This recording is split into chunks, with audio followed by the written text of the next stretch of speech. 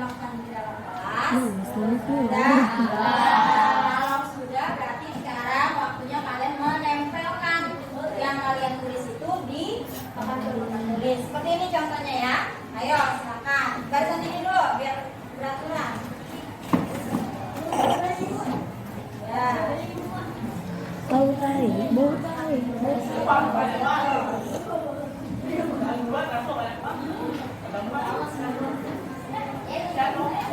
Aduh.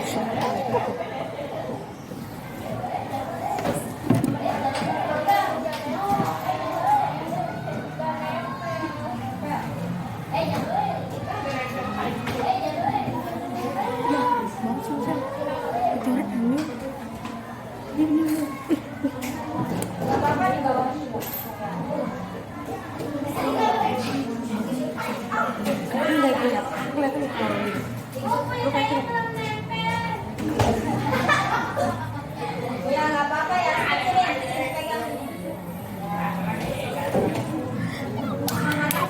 gitu. Ada yang bisa nempel. Nah, seperti kereta. Dan sekarang barisan ini ya. Yang sudah boleh silakan duduk. Berat. Selat. Mau lihat.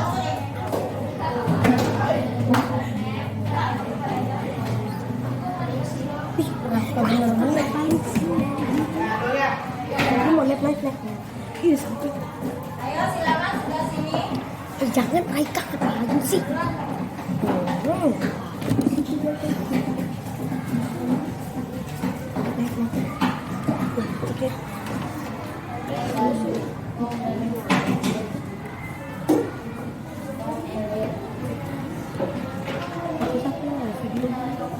Oh shit.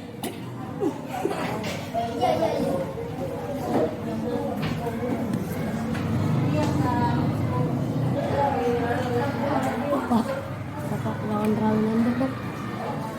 Itu penyandaran dok.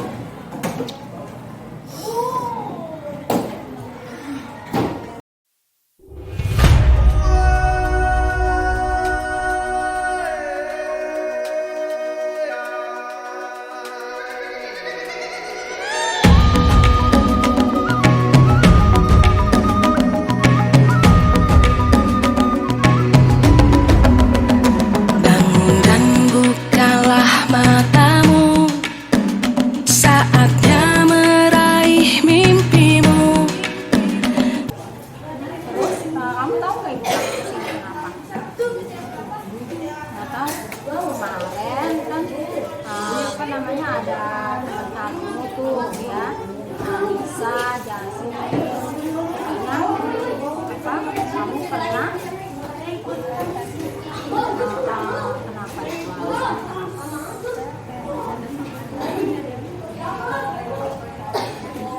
Oh, pengen bercanda sama Ade, pengen ngajak main.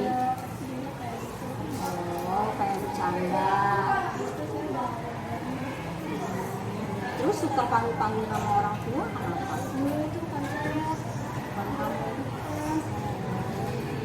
Tapi menurut kamu melakukan hal tersebut salah apa benar? Salah. Yang menarik kerudung itu salah. Kenapa salah? Karena tidak baik. Tidak baik itu apa lagi?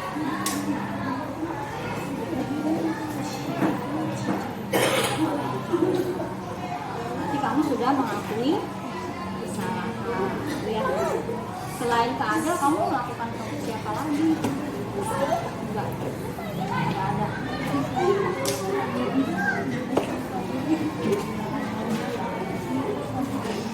Bercanda ya, tapi ya bukan ada niatan apa menyakiti ya. Enggak. Bukan untuk menyakiti kan? Bercanda. Niatnya bercanda. Bukan untuk. Tapi caranya benar atau salah? Iya, caranya benar atau salah? Nah, ya. Jadi nggak boleh berlebihan ya. Walaupun kamu niat cuma bercanda, tapi tidak boleh sewajarnya saja ya. Ya, kalau misalkan kamu sudah mengakui berarti kamu sudah menjadi anak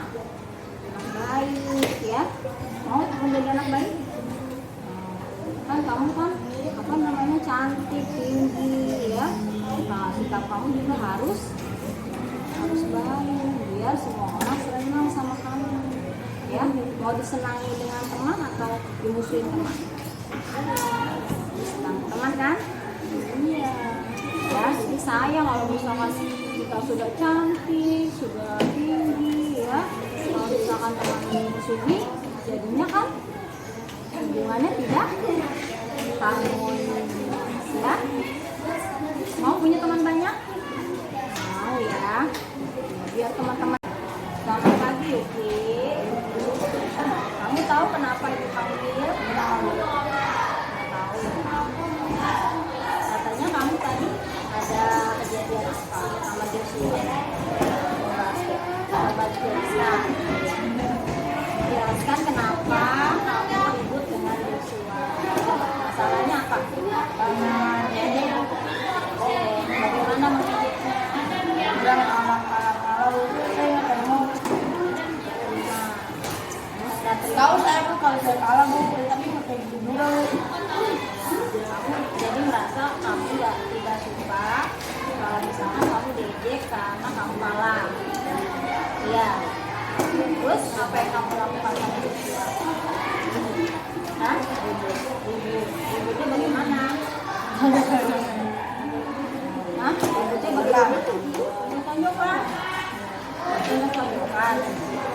Hah? Kalau nggak bisa, di mana kejadiannya itu? Di atas. Hah? Pas di kelas. Sampai di kelas. Jauh itu dan kau bilang udah di kelas aja dalam kelas. Nah terus kamu tahu nggak perbuatan yang kamu lakukan tidak benar atau salah? Benar. Nah yakin? Hah? Menurut agama memang ada itu. Makanya yakin kamu benar. Jadi yang kamu lakukan salah, ya kan? Ya salah. Kenapa salah? Kenapa salah? Yang kamu lakukan kenapa salah?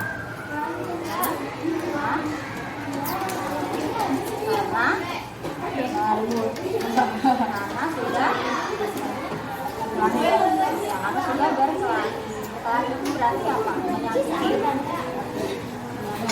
menyakiti apa? Orang lain. Berarti yang kamu buat itu adalah perbuatan yang apa? Yang baik atau yang benar? Yang baik atau yang salah?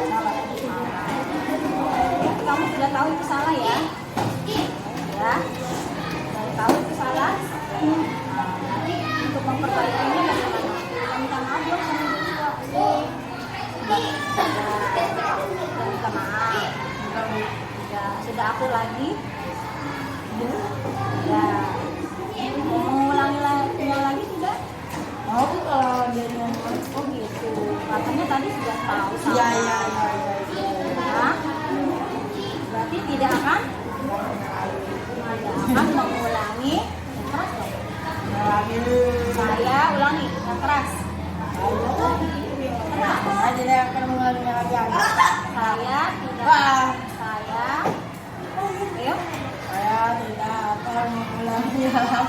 Saya tidak akan mengulanginya lagi. Kepada siapapun ya. Ya. Berarti kamu harus apa itu tandanya?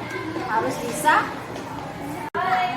Alhamdulillah, untuk mempersingkat waktu, mari kita awali kegiatan program guru penggerak oleh Ibu Nur Betty. Kita buka dengan baca basmalah. Bismillahirrahmanirrahim. Kepada Ibu Nur Betty kami persilakan. Baik, Bismillahirrahmanirrahim. Assalamualaikum warahmatullahi wabarakatuh.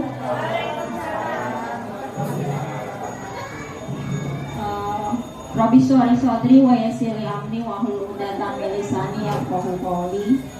Pada yang terhormat Ibu Kepala Sekolah SDN Karawaci 7, Ibu Katia SPDSD, dan yang terhormat Dewan Guru SDN Karawaci 7, kemudian staf TU serta penjaga dan satpam yang saya hormati. Pada hari ini saya ingin memaparkan ya hasil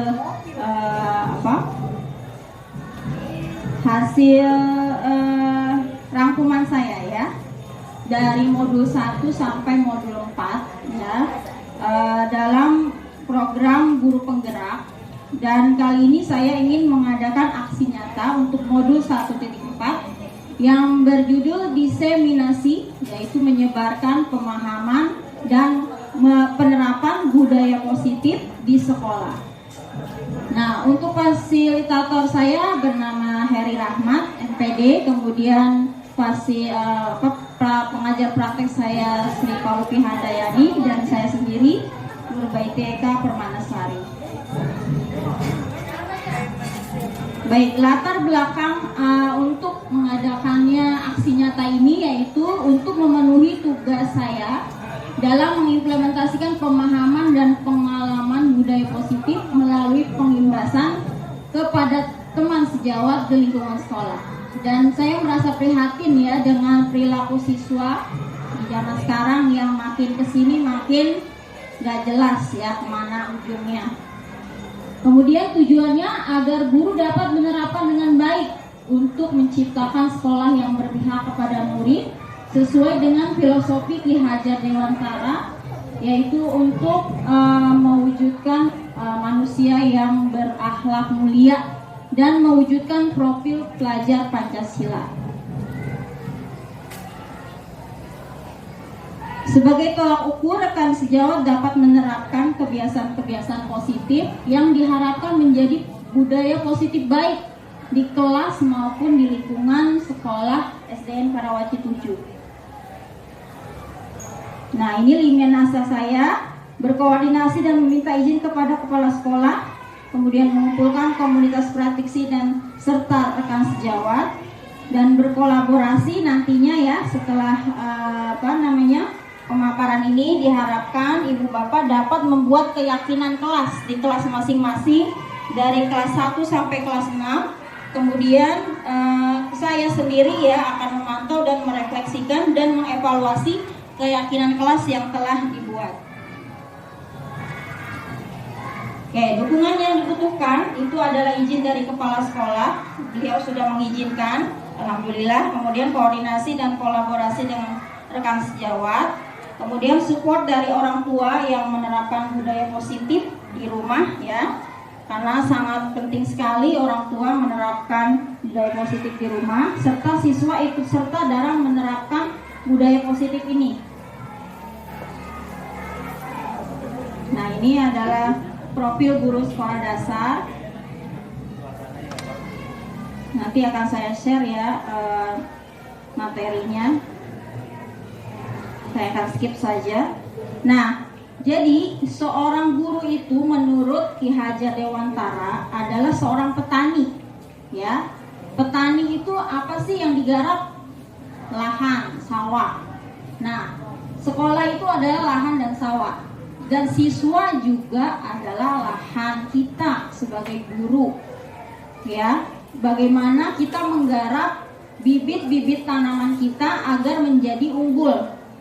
Nah, diharapkan kita sebagai guru itu dapat menelurkan ya siswa-siswa yang punya potensi, siswa-siswa yang berkualitas unggul, layaknya seorang petani, ya. Sebagaimana misalkan bukan hanya menuntun padinya, tapi ia memperbaiki kondisi tanahnya, memelihara tanaman padi, memberi pupuk, air, kemudian membasmi ulat-ulat yang ada. Nah, itu seperti itulah kita ya, seorang guru menurut filosofi Ki Hajar Dewantara.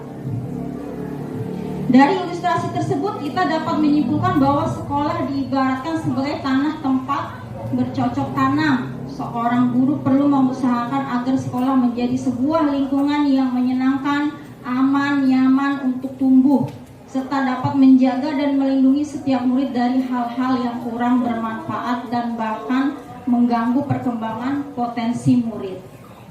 Jadi yang menjerumuskan siswa-siswa kita menjadi anak-anak yang tidak benar, atau kita juga ikut terlibat di dalamnya. Karena kalau misalkan kita biarkan, apa jadinya ya siswa-siswi kita. Jadi dengan demikian salah satu tanggung jawab seorang guru adalah bagaimana menciptakan lingkungan yang positif dari warga sekolah yang saling mendukung, saling belajar, saling bekerja sama, sehingga menciptakan kebiasaan-kebiasaan baik. Kebiasaan-kebiasaan baik itu bagaimana? Dari karakter-karakter baik yang pada akhirnya karakter itu jadi kebiasaan ya, dan membentuk suatu budaya yang positif. Nah, coba amati sekarang. Coba kita ada pertanyaan nih ya kepada ibu bapak. Bagaimana suasana di sekolah kita? Bagaimana murid-murid saling berinteraksi satu sama lain? Bagaimana guru saling bertegur sapa? Kemudian bagaimana guru menyapa murid? Menurut saya sekarang ini makin kesini nggak ada, sama sekali nggak ada. Dan siswa pun menyapa gurunya juga saling kan, kalau bukan ada saling sama-sama ya, itu masih mending. Kalau sekarang sama sekali kayaknya kayak ada gap gitu antara guru sama siswa. Jadi nggak ada keterikatan ya gitu. Jadi ini yang jadi pertanyaan ya.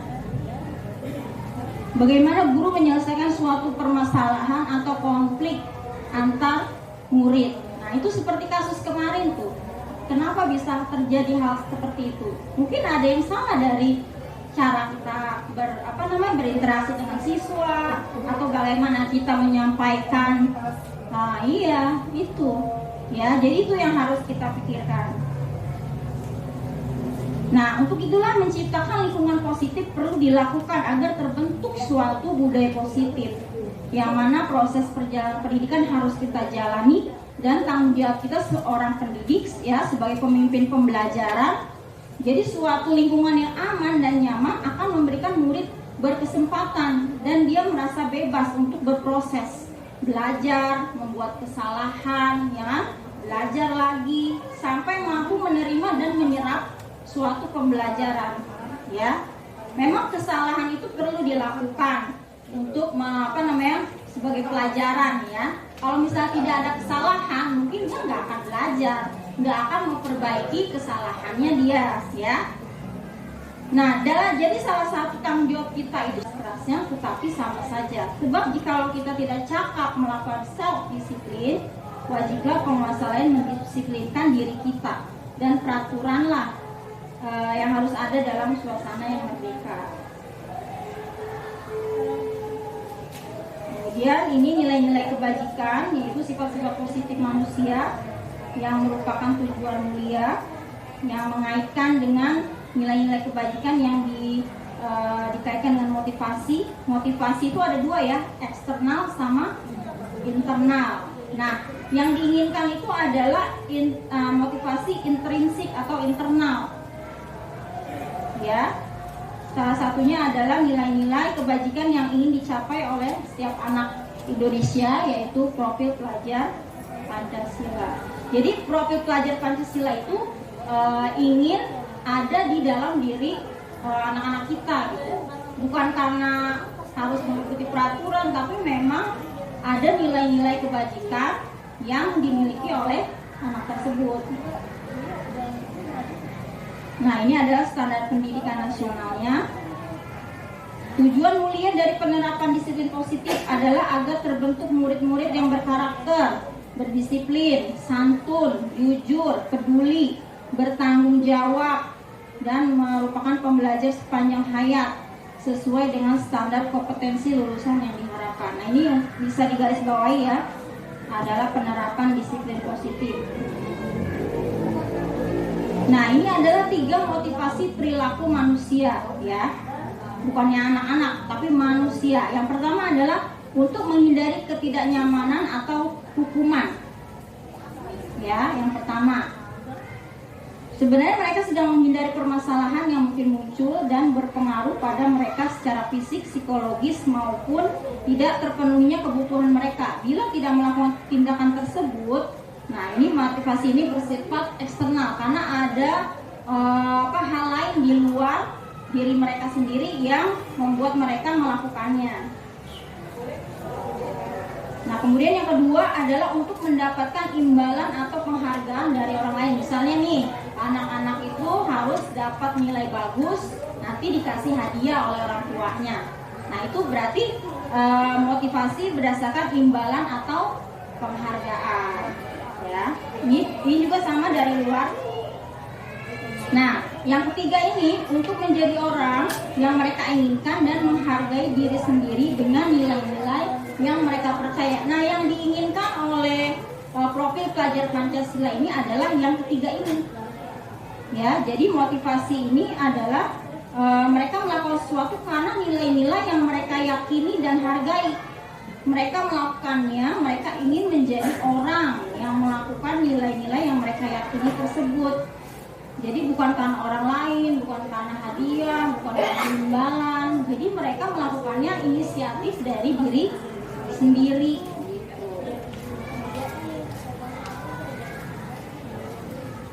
Tujuan dari disiplin positif adalah menanamkan motivasi yang ketiga. Nah, yang ketiga tadi ya, pada murid-murid kita, yaitu untuk menjadi orang yang mereka inginkan dan menghargai diri sendiri dengan nilai-nilai yang mereka percaya. Nah, kalau misalkan kita tidak memberikan nilai-nilai baik, nah bagaimana bisa mereka mendapatkan nilai-nilai kebajikan kalau misalkan kita tidak memberikan contoh-contoh, ya.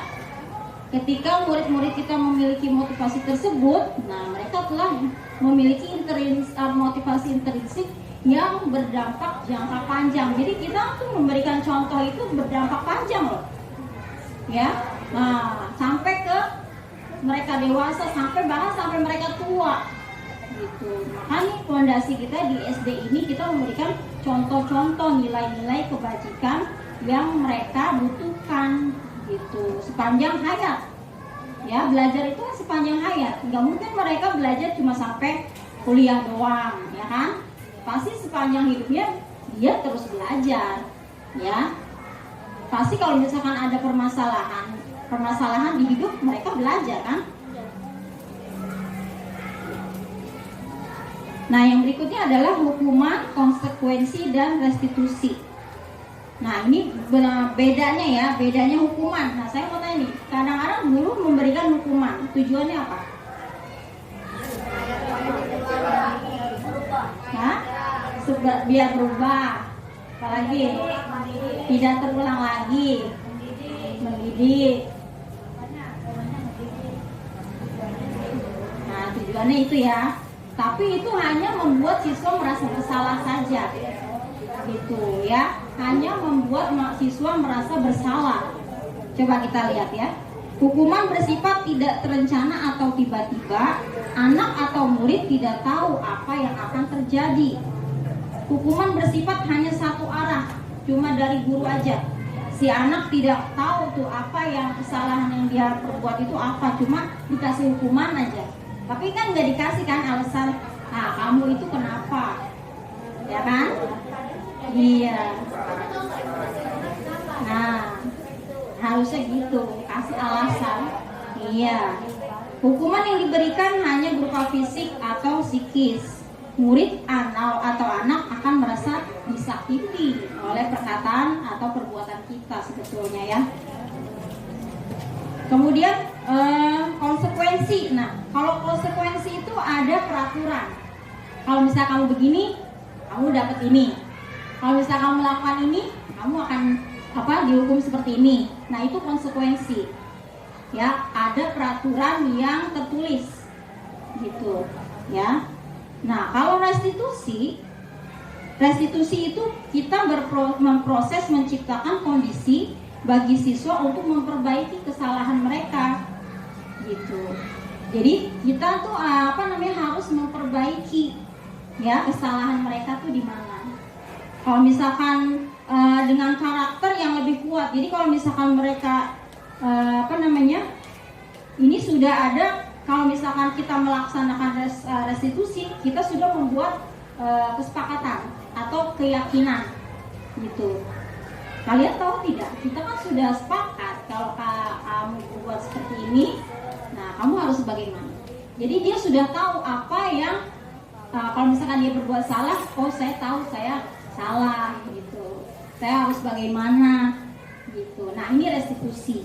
Nah, yang harus kita lakukan adalah ini restitusi sebagai guru. Ya. Nah, ini adalah tabelnya, perbedaan antara hukuman, kemudian konsekuensi dan restitusi. Oh iya. Ya. Ya, nah kalau hukuman ya bisa dilihat anak akan tersakiti. Ya, kalau misalkan kita kasih hukuman, sana kamu berdiri di depan tiang bendera. Nah, hormat sana. Gitu. Nah, dia kan merasa tersakiti anak. Iya. Terus kemudian kalau konsekuensi, anak merasa tidak nyaman. Ya, tidak nyaman. Nah, kalau misalkan restitusi, anak mendapat penguatan. Gitu. Nah, dihukum oleh penghargaan. Jadi kita memberikan penghargaan juga atau hadiah-hadiah gitu ya. Itu juga merupakan hukuman bagi anak. Ya. Iya. Saat kita berulang kali menjadikan hadiah nih kepada anak-anak agar berperilaku bertanggung jawab kepada seorang murid agar mempelajari sesuatu yang baru. Kemudian atau seorang karyawan nih agar melakukan pekerjaan yang berkualitas. Kita sedang berasumsi mereka tidak dapat melakukannya atau mereka tidak akan memilih untuk melakukannya.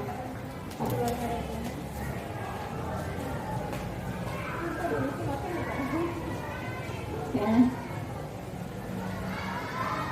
Nah, bila ada seseorang berbuat salah pada Anda ketika mereka menawarkan sebuah tindakan untuk memperbaiki kesalahan mereka, kemungkinan besar jawaban Anda adalah menolak dan bilang tidak usah, tidak apa-apa atau lupakan saja. Karena kita kalau misalkan ada orang yang punya salah gitu ya, udah deh nggak apa-apa gitu. Karena kan gitu ya, maafkan gitu ya, biarin aja, lupain aja deh gitu ya.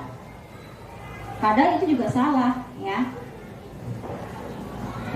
Jadi orang tersebut tidak mengerti diri kita bagaimana gitu. Iya. Nah, ini adalah seorang guru ketika murid Anda melakukan kesalahan. Biasanya nih ya, menunjukkan kesalahan yang diminta, kemudian melihat kesalahannya baik-baik. Kamu seharusnya tahu bagaimana kamu seharusnya bertindak. Kan kita kadang ngomong begitu ya. Terus mengingatkan murid Anda akan kesalahannya yang sama di waktu sebelumnya.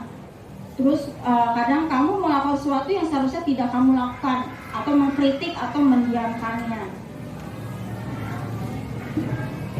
Nah, kalau Anda melakukan tindakan-tindakan ini, nah mungkin Anda akan membuat murid Anda merasa anak yang gagal. Pertanyaan sekarang, bagaimana sebaiknya respon kita bila murid kita melakukan kesalahan? Bagaimana responnya? Ayo, bagaimana? Melayu, terus apa lagi? Berkomunikasi, terus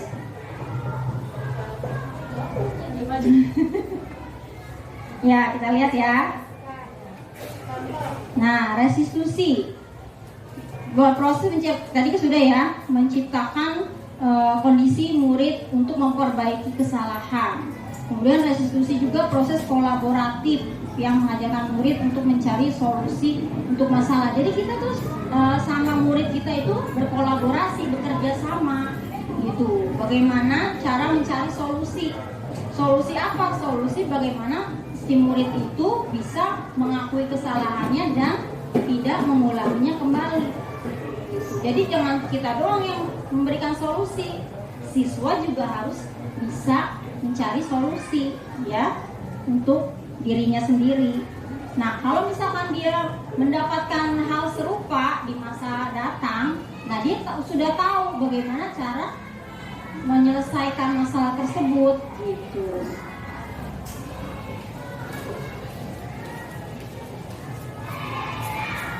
Nah, melalui pendekatan restitusi, ketika murid berbuat salah, guru akan menanggapi dan mengajak murid berefleksi. Yang kita harus ajak siswa itu adalah berefleksi. Apa sih berefleksi itu? Nah, introspeksi, mengevaluasi diri, ya kan? apa yang sudah mereka lakukan gitu untuk memperbaiki kesalahan mereka agar mereka menjadi pribadi yang lebih baik dan menghargai dirinya gitu. Gak mungkin dong kita salahin terus, kita tunjuk-tunjuk terus ya, mau jadi pribadi seperti apa dia kalau misalkan kita selalu terus-terus disalahin ya.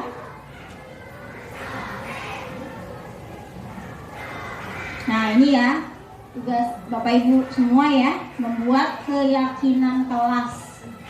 Mengapa keyakinan kelas? Mengapa tidak peraturan kelas saja? Apa?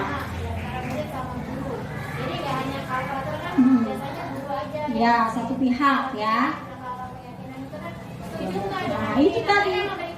Ya, feedback ya. Nah, kolaborasi. Jadi keyakinan kelas itu adalah kolaborasi siswa dan guru dalam menentukan. Nah, menentukan apa? Peraturan baru, begitu maksudnya. Keyakinan kelas itu apa? Kesepakatan ya. Nah, ini ya, mengapa kita memiliki peraturan tentang penggunaan helm pada saat mengendarai kendaraan? Kemungkinan jawaban Anda adalah cek selamat kan? Nah, terus kenapa kita menggunakan masker dan mencuci tangan setiap saat? Tujuannya apa? Kesehatan, keselamatan kan? Nah, itulah keyakinan kelas. Keyakinan kelas itu adalah untuk keselamatan kita bersama. Benar nggak? Iya. Jadi keyakinan itu adalah nilai-nilai keselamatan yang berisi nilai-nilai kebajikan universal yang disepakati. Ya, baik tersirat maupun tersurat. Jadi si anak juga menentukan nih yang baik buat dirinya apa. Gitu. Bukan dari kita doang, tapi dari diri dia sendiri. Saya udah melakukannya di kelas dan anak ya alhamdulillah mereka responnya bagus dan mereka kalau bisa bikin salah, oh iya kan gak ada kesepakatan kelas, kan kita nggak boleh gini, nggak boleh gitu. Mereka dengan sendirinya sadar sendiri, gitu. Tanpa kita harus memberitahunya. Makanya kayak kalau misalnya sudah jadi nih ditempel ya di kelas, gitu. Iya.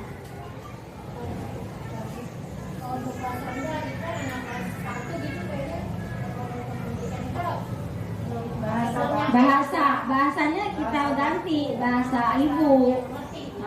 Jangan bahasa bahasa formal. Kalau bahasa formal bakal nggak ngerti. Nah ya, ini contoh keyakinan kelas 1 nih. Misalkan nih, setiap anggota kelas perlu belajar, setiap anggota kelas perlu senang.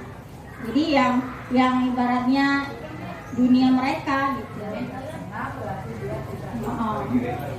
Ntar dikirim ya. Nah ini juga ada keyakinan kelas 5, selalu bersikap positif, senantiasa menjadi diri yang terbaik, percaya dan menghormati orang lain. Jadi itu kata-katanya itu semuanya positif. Nggak boleh menggunakan kata jangan, tidak boleh gitu, nggak boleh. Ya, tidak boleh, jangan digunakan. Jadi semuanya tuh harus kata-kata positif. Gitu ya, jangan, tidak boleh, nggak ada ya. Kita ganti. Nah, mohon tenang di dalam kelas. Gitu ya. Nah ini ya, ini kegiatan saya ya dalam menentukan keyakinan kelas di kelas saya sendiri ya. Nah, kemudian kebutuhan dasar manusia itu ada 5.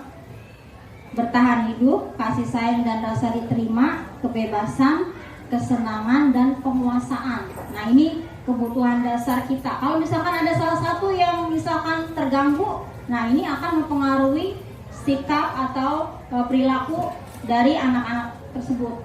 Jadi kalau nanti saya ada ini ya, ada kuesionernya, bisa nanti dibagikan ke anak-anak biar kita bisa mengetahui ya kira-kira dia di mana nih posisinya. Apakah perlu kasih sayang atau ingin kebebasan ya gitu. Karena itu merupakan kebutuhan dasar manusia.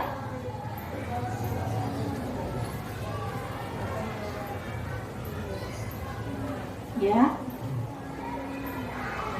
Nah, ini restitusi lagi. Jadi pokoknya temanya restitusi ya. 5 posisi kontrol.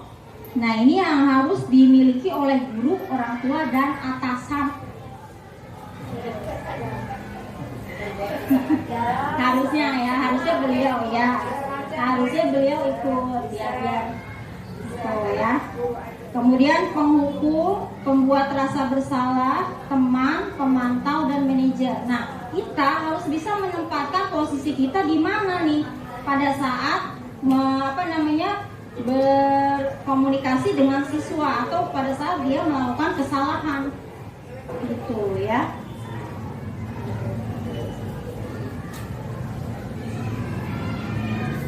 Nah, kalau misalkan kita sudah tahu posisi kita di mana, kita dapat merancang sebuah tahapan untuk memudahkan para guru dan orang tua dalam melakukan proses untuk menyiapkan anak untuk melakukan restitusi. Restitusi itu adalah segitiga restitusi ya. Nah, ini adalah 3 restitusi. Yaitu langkah-langkahnya pertama kali ya, kita harus melakukan, kalau misalkan kita nih mendapati anak murid kita misalkan melakukan kesalahan. Nah, pertama-tama jangan langsung gitu, jangan ya. Kita harus menstabilkan identitas dulu. Menstabilkan identitas maksudnya bagaimana kita masuk dulu. Nah, ya harus ya pokoknya harus tahu situasi, terus kalau misalnya itu menyelami ada apa gitu. Nah, kemudian yang kedua, validasi tindakan yang salah. Validasi itu maksudnya emang kamu salah apa sih? Emang kamu salah apa sih, kok bisa seperti ini? Kemudian menanyakan keyakinan misalkan kalau kamu seperti ini salah atau tidak? Sebaiknya seperti apa sih? Nah, jadi dia bisa kembali ke ibaratnya apa ya? Dia diam aja gimana? Nah, pasti kan dia dalam hati pasti berkomunikasi lah. Ya. Iya, lebih dalam lagi gimana caranya merayu. Nah, ini ya. Ini adalah segitiga restitusi nih. Kita lihat nih yang tadi, menstabilkan identitas. Setiap orang pasti pernah melakukan kesalahan. Kamu bukan satu-satunya yang pernah melakukan ini. Nah, harusnya itu kata-kata yang kita keluarkan pertama kali. Ya, kamu bukan satu-satunya melakukan kesalahan ini. Nah, iya. Iya. Nah, terus yang kedua adalah validasi tindakan yang salah. Kata-kata yang harus kita keluarkan adalah kamu tentu punya alasan. Kenapa kamu ngelakuin itu? Alasan kamu kenapa? Nah, ada cara yang lebih efektif tidak untuk mendapatkan apa yang kamu butuhkan? Yang ketiga adalah keyakinan kelas apa yang kita sepakati. Nah, kita kalau misalkan kita udah punya keyakinan kelas, nah pasti si anak tahu. Karena mereka ikut andil membuat keyakinan kelas itu, ya. Terus kamu ingin orang seperti apa sih? Emang kamu ingin seperti orang seperti ini? Gitu. Emang seperti orang seperti ini baik ya? Jadi ada komunikasi ya. Nah, orang tua juga seperti itu. Kalau misalkan anaknya punya salah juga seperti itu. Cara berkomunikasinya. Jadi jangan nyalahin gitu ya. Yang ada nanti orang tuanya malah dijauhin, anaknya malah memilih temannya daripada orang tuanya. Nah, ya kan banyak orang tua yang sekarang ya ditinggalin anaknya gara-gara ini. Nah, ini yang kegiatan yang sudah saya lakukan ya di kelas, tahu sendiri kan anak-anaknya nih modelan ini kan. Nah ya, jadi ya alhamdulillahnya si Joshua, Yuki itu udah mulai bisa diarahkan ya.